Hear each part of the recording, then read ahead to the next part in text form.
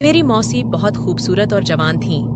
वह अक्सर घर पर अकेली रहती थीं और मुझे अपने पास बुला लिया करती थीं।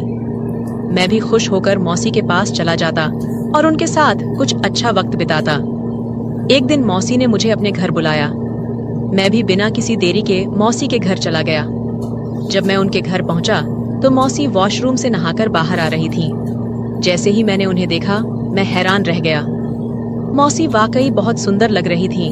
उनकी खूबसूरती देखकर अंदाजा लगाना मुश्किल था कि वह शादीशुदा हैं।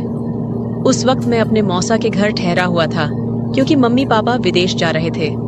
इससे पहले जब छोटे मौसा मम्मी पापा से मिलने आए थे तो उन्होंने पापा से कहा कि आरो को हमारे घर छोड़ दीजिए। पापा ने पहले मना किया क्योंकि अब मैं बड़ा हो चुका था और अपना ख्याल खुद रख सकता था। लेकिन मौसा मौसी ने पापा को मना लिया और मैं उनके घर आ गया। दोस्तों, कहानी को पूरा सुनिएगा। बहुत ही इंटरेस्टिंग कहानी है और चैनल पर पहली बार आए हैं तो चैनल को सब्सक्राइब कर लें। मौसी मोनिका की शादी मेरे मौसा से लगभग 10 साल पहले हुई थी। उस वक्त मैं सिर्फ 10 साल का था, लेकिन मौसी की खूबसूरती और शालीनता ने हमेशा मुझे प्रभावित किया। उनकी आवाज़ धीमी और लहजा बहुत नरम था। मौसा और मौसी की जोड़ी बहुत आदर्श मानी जाती थी, लेकिन उन्हें अभी तक औलाद नहीं हुई थी। दोनों ने इसे अपनी किस्मत मानकर स्वीकार कर लिया था। मौसा और मौसी में बहुत प्यार था और मुझे लगता था कि उनका रिश्ता काफी मजबूत था। शादी के बाद मौसी का व्यक्तित्व और निखर गया था। उनकी खूबसूरती में एक अलग ही कशिश थी। उस दिन जब मौसी घर की सफाई कर रही थीं और मैं टीवी देख रहा था तो उन्होंने मुझसे पूछा, आरो बेटा, आज कॉलेज नहीं जाना क्या?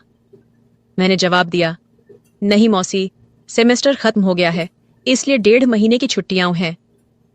मौसी ने हल्के से सिर हिलाया और झुककर मेज को साफ करने लगीं। लेकिन मौसी का ऐसा देखकर मुझे समझ नहीं आ रहा था कि क्या करूं और क्या ना करूं। मुझे मौसी के घर आए हुए 2 दिन हो चुके थे। रात के खाने पर मौसा ने मौसी से कहा कि उन्हें 20 दिन के लिए लाहौर जाना है। अगर यह सफर लंबा होता तो वह मौसी को भी साथ ले जाते, लेकिन इस बार मैंने मौसी के पास रहने की वजह से उन्हें अकेले जाना मुनासिब समझा। इन 2 दिनों में मैंने मौसी की आदतों और दिनचर्या को ध्यान से देखा था। वह चाय की बहुत शौकीन थीं और हमेशा चाय में ज्यादा दूध डालती थीं, जबकि मुझे डिब्बे का दूध पीने की आदत थी। अगले दिन मैं अपने दोस्तों के साथ बैठा बातें कर रहा था। हमारी बातचीत का अंदाज मजाकिया और हल्का फुल्का था, लेकिन मेरे कुछ शब्द बहुत ही आपत्तिजनक थे। मौसी, जो पास ही थीं, मेरी बातें सुनकर चौंक गईं। उन्होंने मुझे आवाज देकर अपनी मौजूदगी का एहसास दिलाने की कोशिश की, लेकिन तेज म्यूजिक की वजह से मैं कुछ सुन नहीं पाया। मौसी थोड़ी देर मेरी बातें सुनती रहीं और फिर चुपचाप अपने कमरे में चली गईं। शाम को जब मैं दोस्तों के साथ बाहर जाने के लिए निकला तो मौसी को बताने उनके कमरे की तरफ गया। उस वक्त मेरे मन में कुछ खास नहीं था। वापस आकर मैं अपने कमरे में बेड पर लेट गया। थोड़ी देर बाद मैंने कहा, मुझे चाय चाहिए मौसी। मौसी ने मुस्कुराकर जवाब दिया, क्यों नहीं मेरे बच्चे, बस 2 मिनट में फ्रेश होकर आती हूँ और बना देती हूँ। ये कहकर वह बाथरूम की तरफ चली गई। मैं गैलरी में आकर बैठ गया और सामने लॉन के फूलों को देखने लगा। एक फूल मुझे बेहद पसंद आया। मैंने पास जाकर उसे ध्यान से देखा और फिर तोड़ लिया। मौसी की आवाज गैलरी में गूंजी, आरो, कहाँ हो? मैंने जवाब दिया, मैं बाहर हूं। थोड़ी देर में मौसी हाथ में ट्रे लेकर बाहर आईं। उसमें 2 कप चाय रखी हुई थी। उन्होंने एक कप मुझे पकड़ाया और दूसरा खुद अपने लिए लिया। उसी वक्त मैंने वह फूल जो मेरे हाथ में था मौसी की ओर बढ़ा दिया। मौसी ने मुस्कुराते हुए फूल मेरे हाथ से लिया और कहा, शुक्रिया मेरे बच्चे। उस वक्त उनकी मुस्कान ने मुझे एहसास दिलाया कि मेरी सोच और मेरी हरकतें बचकानी थीं। उनकी यह सरलता और प्यारा अंदाज मेरे मन पर गहरी छाप छोड़ गया। मैंने मौसी की तरफ देखा और कहा, मौसी, आपको बोरियत नहीं होती? आप सारा दिन घर में ही रहती हैं। मैं तो बोर हो गया हूं। चलिए कहीं बाहर घूमने चलते हैं। मौसी ने मुस्कुराते हुए कहा, नहीं आरो, मैं तो हमेशा तुम्हारे मौसा के साथ ही बाहर जाती हूँ। उनके बिना कहीं जाना मुझे अच्छा नहीं लगता। मैं खामोश होकर चाय पीने लगा। रात के खाने के बाद मैंने एक मूवी लगाई और देखने लगा। मौसी भी पास आकर बैठ गईं और मूवी देखने लगीं। जब उन्होंने देखा कि यह वही मूवी है जिसके डायलॉग दोपहर में मैंने गेम खेलते वक्त दोहराए थे, तो उन्होंने हैरानी से कहा, अच्छा, तो ये सब बातें तुमने यहीं से सीखी हैं? बेटा, ये तो बहुत गंदी बात है। तुम बहुत गंदी जबान इस्तेमाल कर रहे हो। मुझे शर्मिंदगी महसूस हुई। मौसी ने फिर कहा, मैं तुम्हारे पापा से कहूंगी कि तुम पर नजर रखें। लगता है तुम हाथ से निकलते जा रहे हो। मैंने नजर उठाई और शर्मिंदा होकर कहा, मौसी, गलती हो गई, मुझे माफ कर दीजिए। पर क्या करूं, सारे लड़के ऐसी मूवी देखते हैं। कभी कभी जवाब देना पड़ता है तो इस तरह की बातें मुंह से निकल जाती हैं। मेरी बात सुनकर मौसी हंस पड़ी और बोली, डरो मत, मैं किसी से कुछ नहीं कहूंगी। मुझे पता है कि लड़के ऐसे मजाक करते हैं। अच्छा, चलो अब कोई और मूवी लगाओ, ये तो बकवास है। ये सुनकर मेरी जान में जान आई। मैंने मौसी से पूछा, तो मौसी, कौन सी मूवी लगाऊं? मौसी ने कहा, कोई इंडियन मूवी लगाओ। मैंने उनके लिए एक इंडियन मूवी लगा दी। मौसी मूवी देखने लगी और मैं चोरी छिपे मौसी को देखने लगा। तभी मौसी ने अपनी एक टांग दूसरी टांग पर रख ली और सोफे पर टेक लगाकर आराम से बैठ गईं। मैंने भी उनकी नकल करते हुए अपनी एक टांग दूसरी पर रख ली। मुझे लगा कि मौसी ने मेरी इस हरकत को नोट किया है, क्योंकि उनके चेहरे पर हल्की सी मुस्कुराहट आ गई थी। मैं भी मौसी की तरह सोफे के दूसरे कोने पर बैठा हुआ था। थोड़ी देर बाद मौसी ने मुस्कुराते हुए अपनी पोजीशन बदली। मैंने भी उन्हें देखकर अपनी पोजीशन बदल ली। मौसी हंस पड़ी और बोली, आरो, तुम मेरी नकल कर रहे हो। मौसी की हंसी सुनकर मैं भी मुस्कुरा दिया। उनका यह हल्का फुल्का मजाक मेरे दिन का सबसे अच्छा पल बन गया। मैंने उनकी तरफ देखकर सिर हिलाया तो मौसी ने हल्का सा गुस्सा करते हुए कहा, तुम मुझे क्यों तंग कर रहे हो? मैंने मुस्कुराकर जवाब दिया, आपको तंग करना मुझे अच्छा लगता है। मौसी ने हैरानी से पूछा, क्यों? मैंने फौरन कहा, कितने दिन हो गए हैं, न किसी से डांट खाई है, न किसी ने जूते मारे। ऊपर से आप बहुत बोरिंग हो। मेरी बात सुनकर उनके माथे पर हल्की सी शिकन आई। उन्होंने कहा, आरो, क्या मैं सच में बोरिंग हूं? मैंने मजाक में जवाब दिया, पता नहीं, लेकिन अकेले रहकर मेरा क्या होगा, ये सोचकर डर लगता है। मौसी मुस्कुराई और बोली, तुम्हें मार खानी है तो मैं देती हूं। वह मुझे अब भी मासूम और शरारती बच्चा समझ रही थीं, और ये मेरे लिए फायदेमंद था। शायद इन्हीं फिजूल बातों के चलते मौसी और मैं अच्छे दोस्त बन गए। रात करीब 11 बजे मौसी के मोबाइल पर मौसा का फोन आया। वह फोन उठाकर अपने कमरे में चली गईं। मैंने कुछ देर मूवी देखी और फिर टीवी बंद करके अपने कमरे की तरफ जाने लगा। तभी मौसी के कमरे से उनकी आवाज सुनाई दी, आपको बहुत मिस कर रही हूं, पता नहीं ये दिन कैसे कटेंगे। दूसरी तरफ से क्या कहा गया ये तो नहीं पता, लेकिन मौसी की यह बात मेरे लिए किसी सरप्राइज से कम नहीं थी। अगले दिन सुबह मैं जल्दी उठ गया। फ्रेश होकर मैं किचन में गया, लेकिन वहां कोई नहीं था। मैंने सोचा कि मौसी अभी सो रही होंगी। उनके कमरे की तरफ देखा तो दरवाजा बंद था। मैंने खुद के लिए चाय बनाई, स्लाइस गर्म किए और मेज पर बैठकर नाश्ता करने लगा। थोड़ी देर बाद मौसी के कमरे का दरवाजा खुला। वह बाहर निकली और मुझे देखकर थोड़ा सा शर्मिंदा होकर बोली, रात को नींद नहीं आई, बहुत देर से सोई थी, इसलिए सुबह जल्दी नहीं उठ सकी। मैंने मुस्कुराकर कहा, कोई बात नहीं, आपको नाश्ता करना है? चलिए, आज आपका नाश्ता मैं बना देता हूं। मौसी हंस पड़ी और बोली, तुम और नाश्ता? क्या बात है? मैंने कहा, पहले आप फ्रेश हो आइए, फिर देखते हैं। मौसी मुस्कुराई, सिर हिलाया और दोबारा अपने कमरे में चली गईं। मैंने आवाज लगाई, मौसी, आपको नाश्ते में क्या पसंद है? मौसी ने हंसते हुए कहा, तुम जो भी बनाओगे मैं खुशी से खा लूंगी। मैंने सिर झुकाकर कहा, जैसे आपकी मर्जी, और फिर किचन की तरफ मुड़ गया। मैं किचन में नाश्ता बनाकर लौटा और मौसी को आवाज दी। मौसी हॉल में आई और कुर्सी पर बैठ गईं। मैंने कहा, मौसी, आपका नाश्ता तैयार है। ट्रे को उनके सामने रख दिया। मौसी मेरी तरफ मुस्कुराते हुए देख रही थीं। उन्होंने मेरे सिर पर हाथ फेरा और प्यार से मेरे बालों को बिगाड़ दिया। मैंने उनके हाथ को पकड़ लिया और कहा, मौसी, आपने मेरे बालों का स्टाइल खराब कर दिया। मौसी ने हंसते हुए मेरे गाल पर हल्के से थप्पड़ मारा और कहा, कुछ नहीं हुआ, आराम से बैठो और नाश्ता करो। मौसी ने नाश्ता खत्म किया और मुस्कुराते हुए बोली, आरो, तुम्हारा बहुत शुक्रिया। चलो, आज से हम पक्की दोस्ती करते हैं। बहुत दिनों बाद इस तरह हंसी हूं और इतना अच्छा नाश्ता किया है। मैंने नकली गुस्से में मुंह बनाते हुए कहा, तो क्या मैं आपका दोस्त नहीं हूं मौसी? मौसी ने मेरे गाल पर चुटकी काटते हुए कहा, दोस्त हो पर कच्चे वाले। आज से पक्की दोस्ती करते हैं। मैंने गाल मलते हुए कहा, यार, आप आंटियों की तो ये बहुत गंदी आदत होती है, गाल ही लाल कर देती हैं। मौसी हंस पड़ी और फिर दोनों हाथ मेरे कानों की तरफ बढ़ाए। मैं भागने लगा। मौसी हंसते हुए मेरे पीछे भागी और बोली, रुको, तुम्हें मार लगाती हूं। मैं भागते भागते रुक गया और अपनी कमर पर हाथ रखकर सांस लेते हुए कहा, ठीक है। मौसी हंसते हुए पास आई और अचानक मेरे दोनों कानों पर चुटकी काट ली। मैंने रोने जैसी शक्ल बनाते हुए कहा, आपसे तो कोई प्यार की उम्मीद ही नहीं है, आप बहुत बेदर्द हैं। मौसी ने हंसते हुए मुझे देखा, जहां चुटकी काटी थी वहां प्यार से सहलाया और कहा, सॉरी यार। फिर उन्होंने कहा, अच्छा, मैं चेंज करके आती हूं, मार्केट से वह सामान ले आना है। मैंने कहा, ठीक है, मैं भी चेंज कर लेता हूं, शायद कोई लड़की मेरे जाल में फंस जाए और मेरे भी मजे हो जाएं। मौसी ने मुस्कुराते हुए मेरी कमर पर हल्का सा थप्पड़ मारा और कहा, आरो, थोड़ी तो शर्म करो। मैंने हैरानी से पूछा, शर्म किस बात की मौसी? मौसी बोली, अपनी इन तूफानी हरकतों से। मैंने हंसकर जवाब दिया, यार, जिंदगी में थोड़ा सा मजा भी होना चाहिए, वरना तो सारी उम्र आप मुझे किसी काम का नहीं छोड़ेंगी।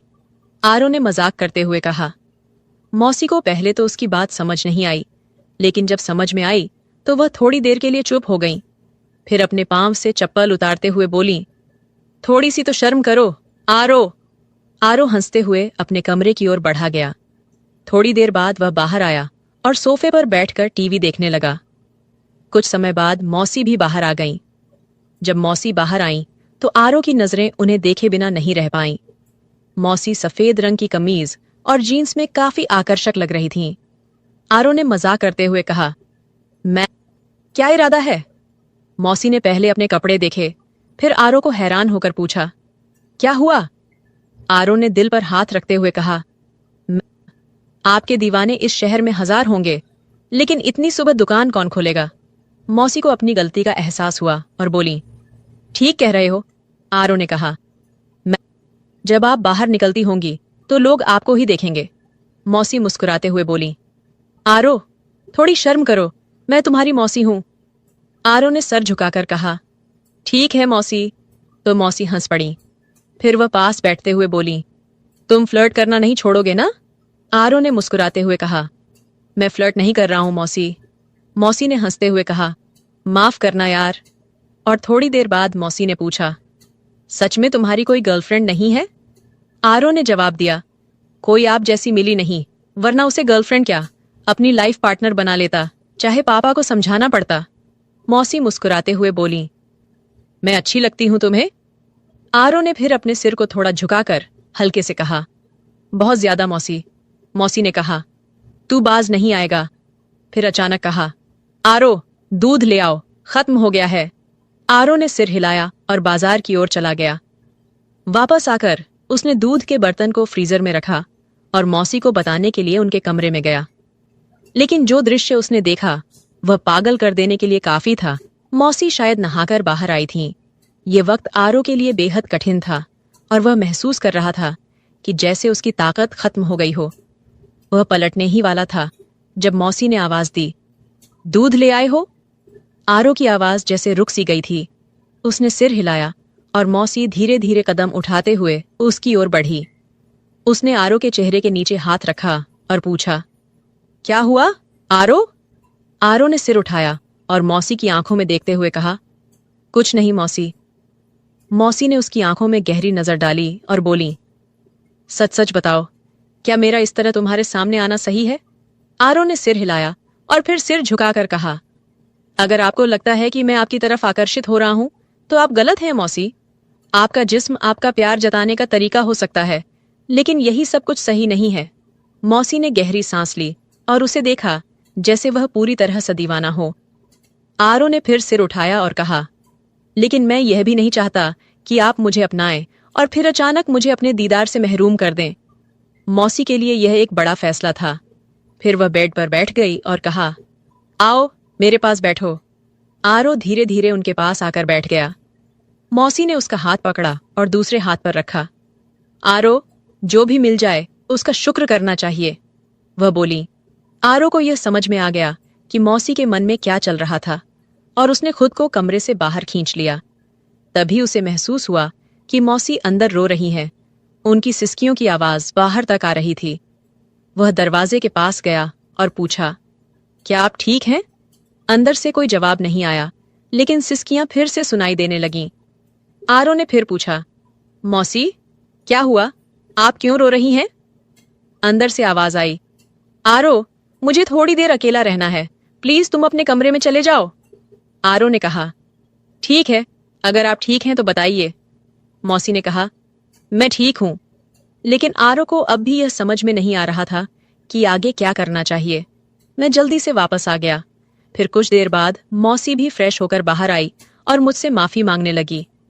उस दिन के बाद से मैंने मौसी का बहुत ज्यादा ख्याल रखना शुरू कर दिया, क्योंकि वह बहुत ज्यादा तन्हाई का शिकार हो गई थी और मुझसे प्यार करने लगी थी। मैंने फोन करके मामा को वापस बुला लिया। मौसी जवान और खूबसूरत औरत थी, इसलिए वह अपनी तन्हाई को मिटाने के लिए बहुत ज्यादा तरस गई थी। लेकिन शुक्र है कि हम दोनों में इस तरह का कोई भी ताल्लुक कायम नहीं हुआ। कुछ दिन मैंने और मौसी के घर में गुजार दिए और फिर मेरे मम्मी पापा घर वापस आ गए और मैं अपने घर वापस चला गया। मेरा सभी लोगों का यही कहना है कि हमेशा घर में किसी के सहारे अपनी बहन या पत्नी को अकेले छोड़कर ना जाएं, क्योंकि शैतान कभी भी इंसान को बहका सकता है और शैतान के बहकावे में आकर यह गलती इंसान कर बैठता है। लिहाजा ये काम करने से पहले 1000 बार सोचना चाहिए, क्योंकि आप लोगों के घर टूट सकते हैं। मर्दों से गुजारिश है कि वह अपनी बहन या पत्नी को किसी के भरोसे पर छोड़कर न जाएं। जब मैं घर वापस लौट आया तो मुझे लगा कि जैसे कुछ अनकहा और अधूरा सा रह गया हो। मेरी जिंदगी में जो बदलाव आए थे वे केवल बाहरी नहीं थे, बल्कि अंदरूनी भी थे। मुझे यह एहसास हुआ कि रिश्तों का असली मोल समय और समझदारी में है। मौसी और मैं एक दूसरे से ज्यादा करीब हो गए थे, लेकिन इस करीबी में एक सीमा बनी रहनी चाहिए थी। एक दिन जब मैंने मौसी से बात की तो उसकी आंखों में एक नई तरह की शांति थी। वह अब पहले जैसी तन्हाई का शिकार नहीं थी और मुझे लगा कि वह अब अपने जीवन में सच्ची खुशियों की तलाश में है। मैंने मौसी से कहा, आप अब खुश रहना डिजर्व करती हैं मौसी। उसने मेरी ओर देखा। उसकी आंखों में एक हल्की सी मुस्कान थी, लेकिन उसके भीतर एक गहरी समझ थी जो उसने मुझे कभी दिखाई नहीं थी। उसने कहा, हर रिश्ते में एक सफर होता है आरो। मैंने अपनी गलती को समझा और अब खुद को प्यार और सम्मान देना सीख लिया है। तुमसे भी एक बात कहनी थी, हम सब अपने जीवन में कुछ खोते हैं, लेकिन उसे वापस पाने का रास्ता तब मिलता है जब हम अपनी अपनी सीमाओं का सम्मान करते हैं। ये शब्द मेरे दिल को छू गए और मुझे समझ में आया कि हर रिश्ते में केवल प्यार ही नहीं, बल्कि आत्म आदर और समझदारी भी जरूरी होती है। मौसी ने मुझे वह सिखाया जो मैं पहले कभी नहीं समझ पाया था। उस दिन के बाद मुझे एहसास हुआ कि प्यार केवल शारीरिक आकर्षण तक सीमित नहीं होता, बल्कि यह सच्ची मित्रता, परिवार और एक दूसरे के दर्द को समझने की प्रक्रिया भी होती है। मैं और मौसी अब बेहतर रिश्ते की ओर बढ़ रहे थे, जहां एक दूसरे की भावनाओं और जरूरतों का सम्मान था। मैंने अपनी माँ बाप से एक वादा किया कि मैं कभी भी रिश्तों की अहमियत को कम नहीं करूंगा और उन्हें समझाऊंगा कि किस तरह परिवार का साथ हर मुश्किल से बाहर निकलने का रास्ता होता है। ये कहानी शायद किसी एक व्यक्ति की न हो, बल्कि ये हर किसी के जीवन के किसी हिस्से से जुड़ी हो सकती है, जहां हम अपने रिश्तों को समझने और उनका सम्मान करने के बारे में सीखते हैं। अगर आपको यह कहानी पसंद आई हो तो वीडियो को लाइक करें और चैनल को सब्सक्राइब करें। एंड बेल आइकन पर क्लिक करें, ऑल घंटी को प्रेस करें, ताकि जब भी वीडियो डाले नोटिफिकेशन सबसे पहले आपको मिले। मिलते हैं एक और दिलचस्प कहानी के साथ में। धन्यवाद।